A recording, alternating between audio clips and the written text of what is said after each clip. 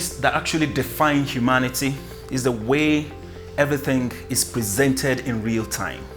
Now, lighting is something that without it, there can never be an existence, or there can't even be an humanity.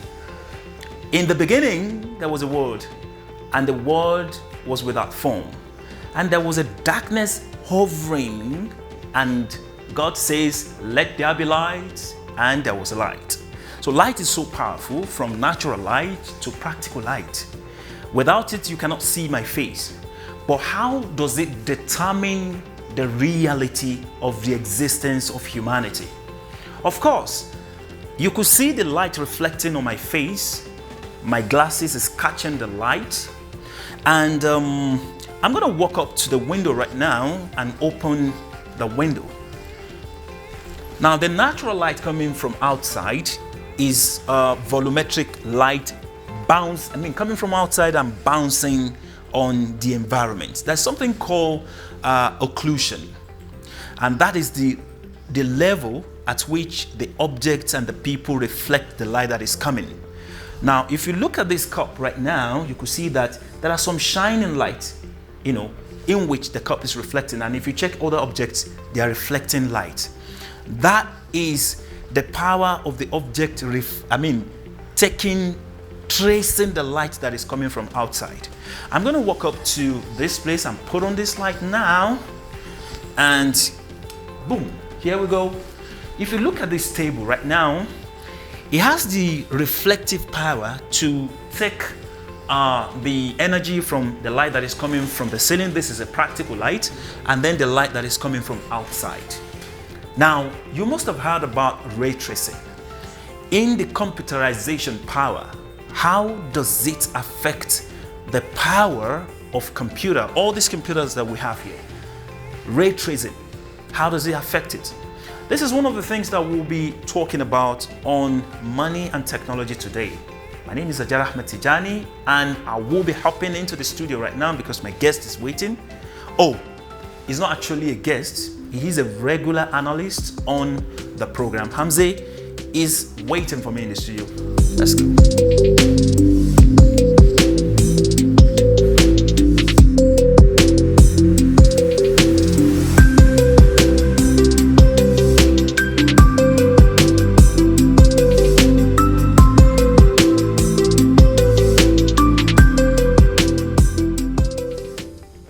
All right, viewer, doesn't have to be anything serious, okay? From that illustration that I just gave to you, well, like every other lighting out there, that's from my own understanding of what ray of light, the beam light, or call it anything, such light that is coming from somewhere, like a volumetric light, and it is, bouncing or kissing a specific object, and when the object is not really interacting with the light, then we can say that that object is not really tracing the light. No, so without further ado, let's jump into the real business of the day. Of course, today we're looking at what is known as ray tracing. For those of you out there who are into graphics design, those of you who are into gaming, those of you who are into serious creative jobs, animation, architectural stuff, and so on and so forth, how does this ray tracing affect what we do, and what does it stand for? These are the things that we'll be looking at today. Of course, like I promised you, I said the tech analyst is waiting for me in the studio, and right here he's small but mighty. Of course, he goes by the name Hamze Yari, according to how people call him, but he's egg-headed. Is he egg-headed? Yeah, like I think he's a man with a big head, and it's not just an abuse. Of course, it's loaded with so many things to be of great benefit to all of us today. Welcome to Money and Technology. I remain Ajara Ahmed Tijani, and he is Prince Hamza Hamid. Yeah, great to have you again. Great. Yeah. Okay. So, what is the deal today? When we hear ray tracing, my own layman understanding from the example that I gave from the introduction of the program, of course, that is what I understand. So how does it affect the computer graphics card, and what exactly is ray tracing technically? So basically, ray tracing is also known as ray tracing XL Extreme. So basically, ray tracing is a is extreme. It's extreme, like ray tracing Texel Extreme, which is it's a system that is placed inside the GPU. Not all GPUs have it, but the RTX, because it stands for ray tracing. It's inbuilt inside the graphics card in order for to get photorealistic and real life reflections and stuff like that instead of normal things. So in order for you to have actual ray tracing and in order for you to run and stuff like that, you need to have really good specs on your computer. So people usually use them for if they want to do big projects that seem that big budget projects that look very good, as in movies. There's a lot of animations out there that have used ray tracing. For example, I think when you're young, you've probably watched a movie called Monsters Inc. or something like that, made by Disney, where they have a lot of ray tracing scenes in them. So people usually use them just as a way to make things more beautiful, more realistic in a way. Okay, let me apply the cinematographic world view into it. When you're trying to create a scenery and you want it to look a little bit dramatic, you kind of introduce some kind of lighting. And of course, when we're talking about the lighting in cinematography, it goes by different names: the catch light, the rampart light. Like we're talking now, the light that is coming from the front, right? This is rear, this is front. Okay, so it's actually bouncing on our face, and then is it cochlea? I mean, what we have in the eyes is actually reflecting that light. So that is my own understanding of what you just broke down. Now, I've seen many movies and I've seen different games in the past that look a little bit, graphic to some extent, that you could tell that this is not you're watching games, or let me say you're watching a film produced by a cartoonation or animation that doesn't really necessarily present like a real-time happening in life, even though what we do in graphics world is just an imitation of life itself. So yeah, from what you just said now, the ray tracing is a way of presenting a real-time,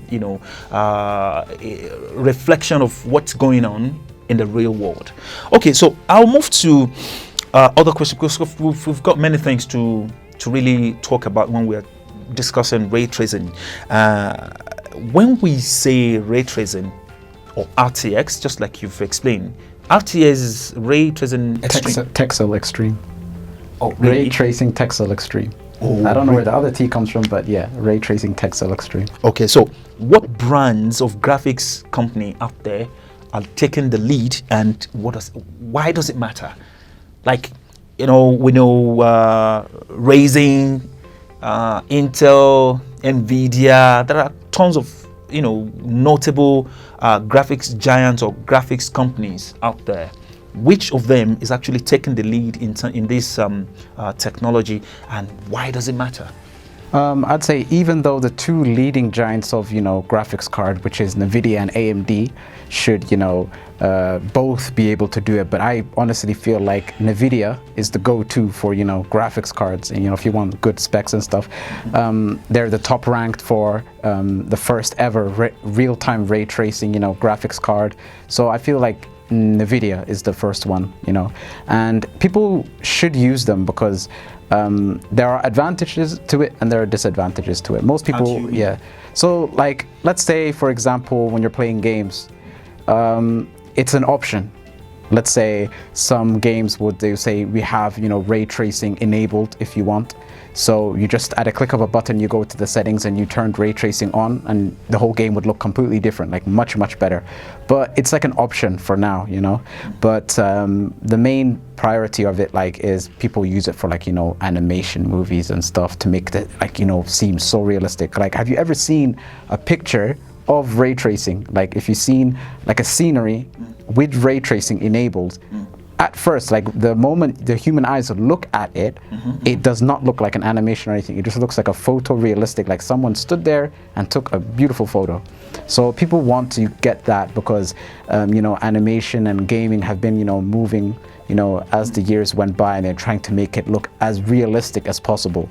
So, you know, you won't see like, oh, is this a game or is this a movie? You think, oh, this is real life. So NVIDIA, as of now, is the top leading ray tracing graphics card, you know, manufacturer. Well, speaking of photorealistic, you know, pictures that you could get out there, I know it takes a lot of power from computer. For someone who is into creative job, of course, we'll still get to that area. Why does it matter to the creative world?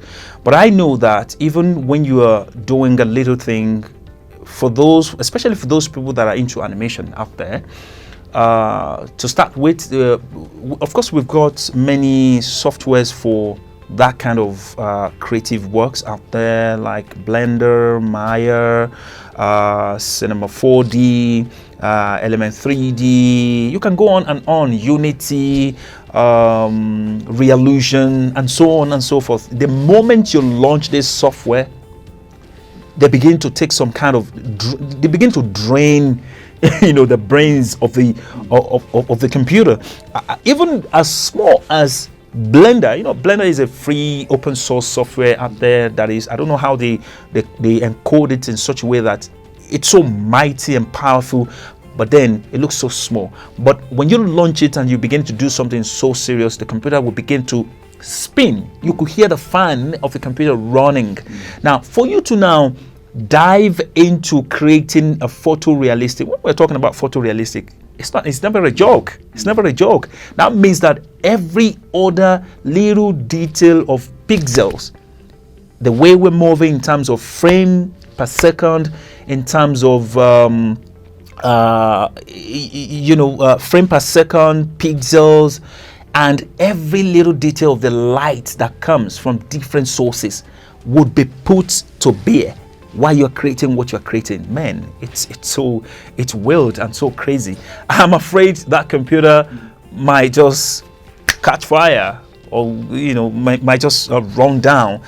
But I don't know how what kind of technology goes into RTX. But let's begin to ask ourselves other questions, because of course you gave it to NVIDIA, saying that when we're talking about RTX, NVIDIA seems to be a go-to graphics company out there. Now, NVIDIA over the last one decade, over the last 10 years, they've been producing series of graphics card, especially the GTX series, and now RTX series. Now, can you please on this platform tell us the difference between these GTX and RTX, the difference between them? And then do you think that those people that own GTX out there, can they actually ray trace with GTX, or is it just specific with RTX? So basically, the reason why people get this, common misconception that RTX can only be used for ray tracing because it's RTX as in ray tracing. There are some GTX cards that can do ray tracing, but it's very minor. It's not real time, I guess, but it is some sort of reflection and stuff like that. The basic GTX cards have something called rasterization, and that is just the default. Yeah, it's just the default that all graphics cards usually have when it comes to light and reflections and stuff. So let's say you have a glass and you have a spoon and stuff like that on the table.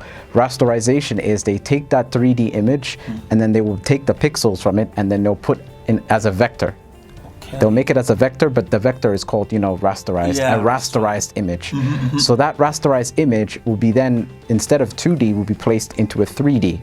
So now that it's 3D, they'll put shaders onto it. That would may make it reactive to light, but the shaders aren't like fully high quality. So you see like, oh, okay, this is a cup, but it's it's animated. Sort of it's like imitating. It's imitating. So you have the cup and you could see it's kind of animated. You're like, oh, this is not a real cup because the light is not really reflecting from it that well.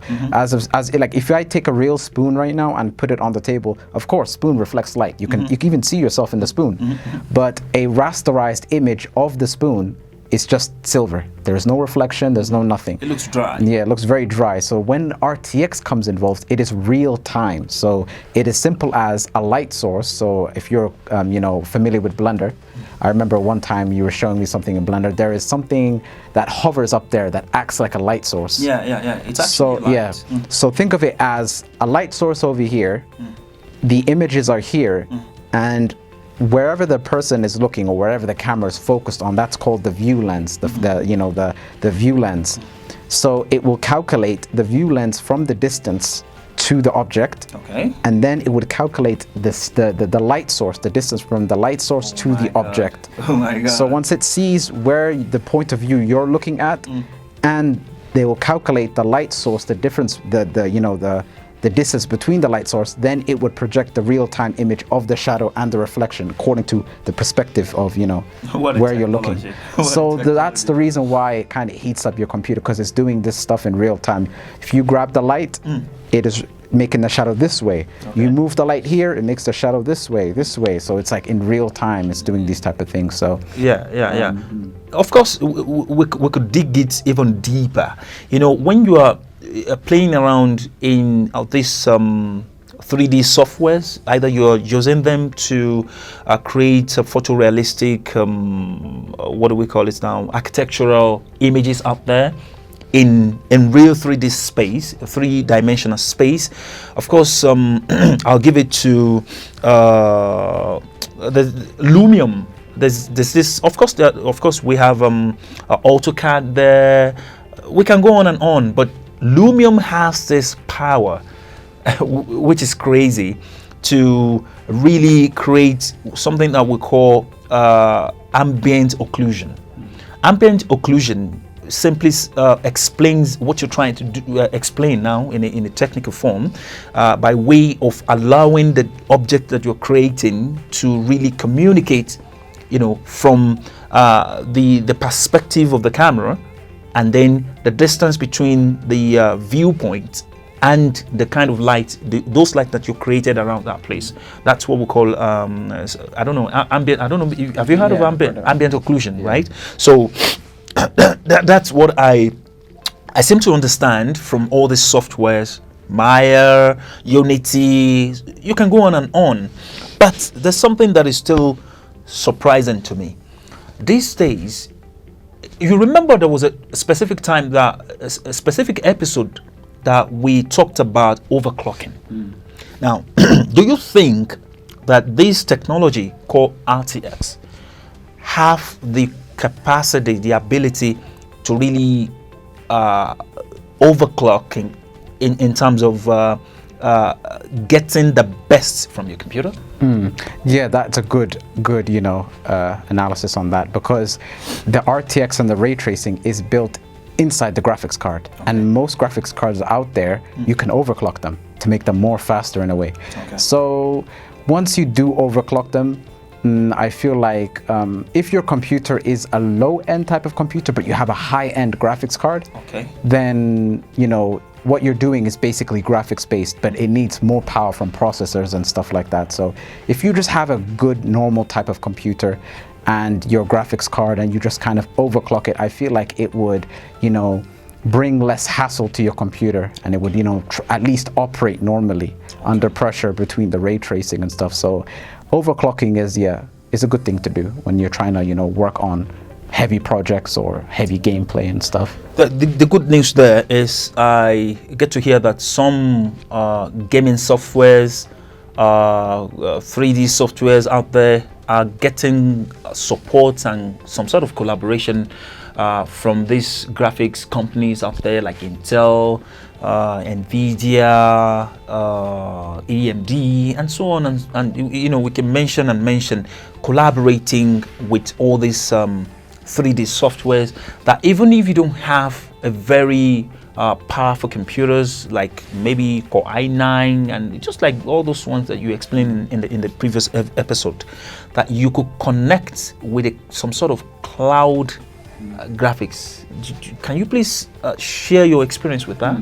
So cloud graphics is kind of or cloud computing. It's kind of a new thing that, you know, NVIDIA is releasing. I don't think I've seen anybody else do it, but it's called NVIDIA GeForce or GeForce Now, which is their own service, GeForce Now, which is not currently open to the public, but you can enroll. You will have to ask them for an invite. You would put in your email, and then they would accept you within the next coming months, because it's, you know, it's still a work in progress. So they would have these computers or these machines or these, you know, these workstations somewhere in America or somewhere in the world that is, you know, available to access. You would choose whatever kind of software, what kind of games you want to play, and you will just connect to it with just a connection. But the, you know, the downside is you need to have a very fast connection. So internet. Yeah, very fast internet connection. So you would have your computer using a connection to connect to another computer that has very, very high graphics card, RAM, you know, CPU and all that stuff. So there would be no, you know, no stress on the computer and stuff. You're just merely connecting to another computer. But that basically relies on internet connection. So if you don't have a stable internet connection, you will see it. Like, it would start lagging. Yeah, it would start closing. Yeah. Okay, so now, for those of us listening to this program this moment, this is Money and Technology, and of course I've been having a very in-depth interaction with tech analyst here, Prince Hamza Mohammed. Okay, I beg your pardon. Now, we have been salivating, like, oh my God, my computer is just, I'm still way, I'm old school. Like, I'm still using GeForce, or maybe you are still in GTX and you want to upgrade your computer. Now, for those of us out there that want to actually go for RTX kind of, what is it? Because don't forget, this program is about advising those people that really want to go into the world of technology to really make the best out of it, to really advise them or guide them as to how to really go for a budget kind of technology out there. Now, which is the cheapest? Because I've had many series of RTX out there. I don't know, maybe 1650 Ti, I don't know, I'm not sure, or 2060, 2050, 2080, 350, blah, blah. Which series of RTX is the cheapest in the market today? I would say, like, you know, because NVIDIA, they always make these high-end graphics cards that cost thousands of dollars, but I've noticed that they've always do the same things. What they would do is they would release certain series, like, you know, the 20 series, the 10 series, like, you know, 1050, 1060, 1080, then the 20 series, which was RTX, and then the latest 30 series. So now we have the 30 series. At the beginning of the series, you would always have the cheapest one, and it would just go up in price. So as of the latest 30 series, that the latest series right now is 3050, 60, 80, and 90. So the cheapest out of all of them is, surprisingly, like, once you hear the price, you're gonna be like, oh wow, that's actually really very affordable and cheap, which is the RTX 3050, which is $250, just for like a really good ray tracing, you know, and you can overclock it too. Really? So if you buy that, you know, $250 3050, you can make it into a 3070. Really? If you're lucky, you can make it to a 3080 if you just overclock it that nice amount. Crashing your computer? That's one of the steps. That's one of the steps that you should be able to do. Like, if your computer crashes while overclocking, it's a good thing. It means, like, okay, that's how much my computer could take. Let me just lower it a bit now this time. So you will have the perfect, you know, the perfect speed, and it won't crash after that. So the 3050 is by far the cheapest one. With, you know, it's slightly less better than the other ones in terms of, you know, dedicated RAM. I think it has 4 instead of the other 8 and 16. But 4 GB, you know, dedicated video RAM with RTX in it. That's a bargain, you know. Fire. Yeah, it's a bargain. Yeah, so $250. Yeah. As in the 30 series. Okay, there you have it. All right, before we call it a wrap on the program, lastly, of course, we've been talking about how it affects the creative world there, from gamers to, but what are the recommended games that you feel this RTX technology can actually handle? you play games. I don't play games. But of course, when it comes to animation and stuff like that, of course, I know this is a great great news to all of us, that we can actually create photorealistic content out there. So how does it affect the creative world, and what are the games that are out there that you feel that this technology can handle without stress? Yeah, so basically, the games in the past didn't have all these type of things, but you know, now we are in something called next gen gaming, or next generation gaming, which is looking day by day or year by year. Every time they come out, they're looking much better. They're looking like, oh wow, look at that, the mountains look so beautiful, the lighting, everything. So many games nowadays, or like the ones that are coming out this year, the ones that are coming out next year, are in they're including this ray tracing to make it look more realistic.